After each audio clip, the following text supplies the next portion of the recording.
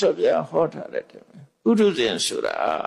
ကိရိတာတွေကစင်စမပြတ်ရေစီးကြောင်းကြီးလို့ကိရိတာတွေစီးဝင်နေဘယ်အနေစီးဝင်တာတော့အာယတနာတွေကတည်းစီးဝင်နေမျက်စိနာနာလျာကာယပနဆိုတဲ့သုပတ္တရကနာရတဖုဒ္ဓဘဓမ္မဆိုတာတွေနဲ့ဆုံလိုက်တဲ့အခါမှာ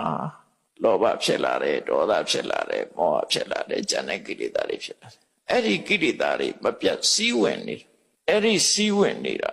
မသိလို့ရှိရင်အာနာပုထုဇဉ်သိလို့ရှိရင်ကလျာဏပုထုဇဉ်အဲ့တော့အစိတာဆိုတဲ့ဘာနဲ့ပြရမလဲဆိုတာဒါသိရေးကြည့်တာတချို့ကြတော့မသိတော့ဘာဖြစ်တော့ဆိုလို့ရှိရင်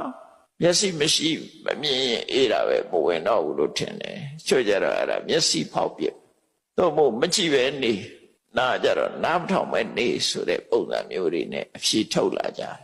အဲ့ဒါတွေကရလာလို့ဆိုမရဘူးမျက်စိကိုဖယ်ရှားရမှာမဟုတ်ဘူးနားကိုဖယ်ရှားရမှာလည်းမဟုတ်ဘူးမျက်စိကိုမှိတ်ထားရမှာလည်းမဟုတ်ဘူးနားကိုပိတ်ထားရမှာလည်းမဟုတ်ဘူးမျက်စိဆိုတာကြည့်ဖို့နားဆိုတာနားထောင်ဖို့ဟုတ်တယ်တားဆီးရမှာကကိရိတာကိုတားဆီးရမှာဖြစ်တယ်အဲ့ဒါကိုမတားဆီးရမယ့်ဟာကိုသွားတားဆီးတဲ့ဟာမျိုးတွေဖြစ်တယ်ဘာလို့လဲဆိုရင်ဟိုရင်မြတ်စွာဘုရားနဲ့ဆုံတဲ့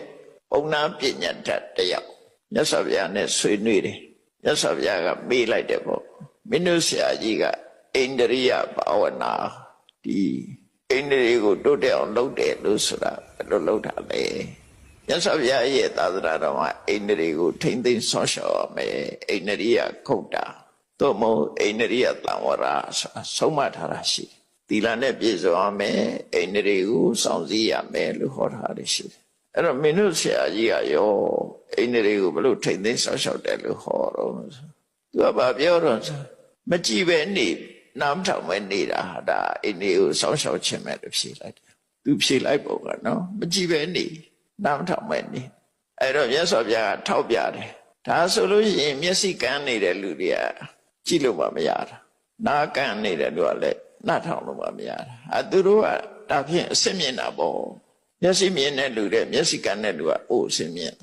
နားကြတဲ့လူတွေနားမကြတဲ့လူကအစစ်မြင်အဲ့လိုဖြစ်နေမှာပေါ့ဆိုအဲ့ဒီပုံနာပြန်ပြီးတော့မဖြေတတ်တော့မြတ်စွာဘုရားကမင်းတို့အိန္ဒြေကိုထိမ့်သိမ်းဆော့ရှော့တယ်မင်းတို့ပြောတဲ့ဟာကတခြားငါရဲ့အဆုံးအမအဲ့လိုမဟုတ်ဘူးမျက်စိနဲ့အစဉ်အာရုံကိုမြင်တဲ့အခါမှာမြင်မှုကိုကြောင်ပြုပြီးတော့လောဘမဖြစ်အောင်ထိရမယ်ဒေါသမဖြစ်အောင်ထိရမြင်တာကိုကြောင်ပြုပြီးလောဘဒေါသမောဟတာတတ်တယ်အဲ့ဒီအချိန်လေးမှာထိမျက်စိကိုပိတ်ထားမှလည်းမဟုတ်